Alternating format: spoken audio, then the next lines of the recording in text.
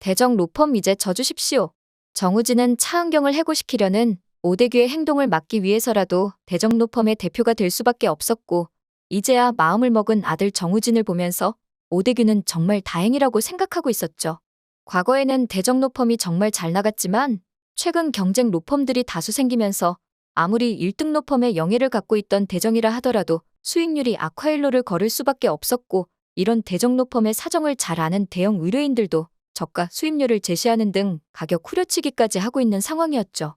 그렇기 때문에 곧 회사가 부도가 나도 이상하지 않다고 생각하고 있던 오대규는 남몰래 비자금을 만들고 있었고, 비자금의 규모가 커질수록 불안해졌기 때문에 얼른 회사 대표 자리에서 물러나 비자금을 갖고 안락한 노년이나 보내고 싶었습니다. 그렇게 오대규는 비자금의 규모가 100억이 넘어가던 순간부터 정우진을 불러 회사 대표를 맡으라고 제안했었지만 정우진은 계속 대표 자리를 고사했었고, 결국 오대규는 얕은 수를 쓰기 시작했어요. 아무래도 우진이를 설득하는 방법은 차은경을 이용하는 수밖에 없겠어. 결혼해서 아이까지 있는 차은경을 저렇게 좋아하니 만약 내가 차은경을 해고라도 하려 든다면 그걸 막기 위해서라도 우진이는 이 회사를 자기에게 달라고 할지 몰라? 오대규는 정우진의 마음을 돌리기 위해서 차은경을 이용하려고 생각하고 있었고, 아니나 다를까 차은경의 해고 위기에 처하자 마음 약한 정우진은 오대규에게 와서 대정을 저에게 달라고 말을 한 것이었습니다. 하지만 오대규는 자기가 수를 잘 써서 정우진이 마음을 돌린 거라고 생각하고 있었지만 실상 정우진은 이미 모든 것을 다 알고 있었죠. 안 과장님, 회계 장부 분기별로 저에게 제출해주세요. 정우진은 이미 그동안 매 분기마다 안 과장으로부터 대정 로펌의 회계 장부를 받아보았고 거기서 수상쩍은 내용들을 발견했었어요. 그건 의뢰인들과 계약한 인센티브 금액과 실제로 제공받은 인센티브 금액의 차이가 있고 그 차액이 알 수 없는 통장으로 흘러들어가는 정황이 발견되었던 것이었죠. 아버지 오대규도 믿을 수 없었던 정우진은 오대규에게 아무런 말을 하지 않고 그 비자금을 역으로 추적하고 있었는데 역시나 그 돈은 오대규의 주머니로 들어가고 있었어요. 하지만 법인 돈을 개인 대표가 횡령하는 것은 징역형을 살 수도 있는 범죄였기 때문에 차마 아들 정우진은 아버지 오대규를 신고하지 못하고 그동안 모른 채 했던 거였어요. 그리고 정우진은 담담하게 안 과장에게 말하길, 일단 안 과장님도 모른 척 하고 계세요. 모든 책임은 제가 지도록 하겠습니다. 정우진은 오대규로부터 회사를 물려받게 되면 비자금 발각 시 그 모든 책임을 자기가 뒤집어 쓸 수도 있다는 걸 알았고, 그런 상황을 피하기 위해서라도 대표 자리를 고사하고 있었지만 차은경을 위해서라도 어쩔 수 없이 대표 자리를 달라고 말을 했던 것이었습니다.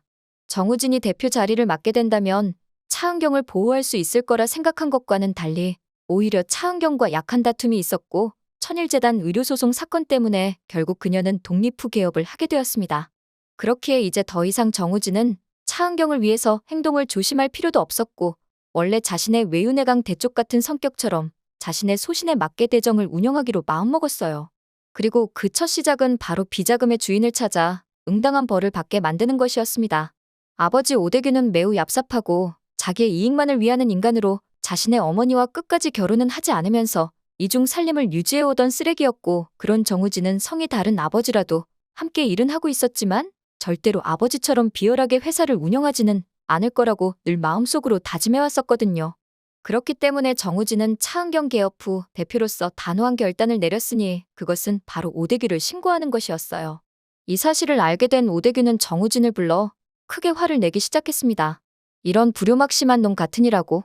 내가 평생 일군 회사를 넘겨줬더니 내가 내 뒤통수를 이렇게 쳐. 널 믿고 회사를 준 내가 바보다.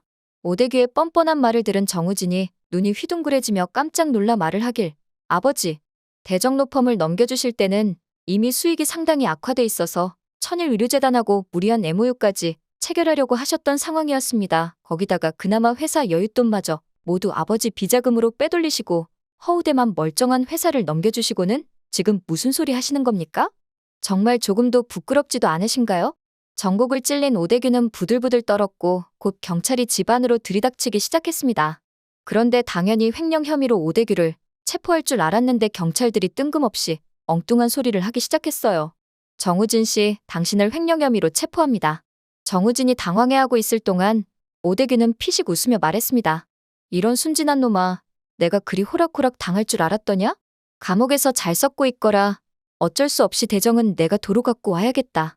정우진은 모든 횡령 혐의를 자신이 뒤집어 쓴 건 오대규가 생각보다 오랫동안 치밀하게 준비해 비자금의 마지막 경로를 정우진으로 설계를 해놓은 것이라고 생각되었습니다. 그리고 정우진이 횡령 혐의로 잡혀갔다는 뜻밖의 소식을 듣게 된 안 과장은 다시 봄을 개업한 차은경에게 달려가 예상 외의 제안을 하게 됩니다. 차 변호사님, 정우진 대표님께서 억울하게 경찰에게 체포되셨어요. 저만 유일하게 다 알고 있거든요. 횡령을 한 사람은 정우진 대표님이 아니라 바로 오대규 전 대표님이란걸요. 지금 정우진 대표님을 도와주실 수 있는 분은 차은경 대표님 한 분뿐이세요. 그렇게 억울하게 옥살이를 하게 된 정우진은 차은경에 의해서 변호를 받게 되었고 안 과장이라는 뜻밖의 증인이 있단 사실에 오대규는 놀랄 수밖에 없었죠.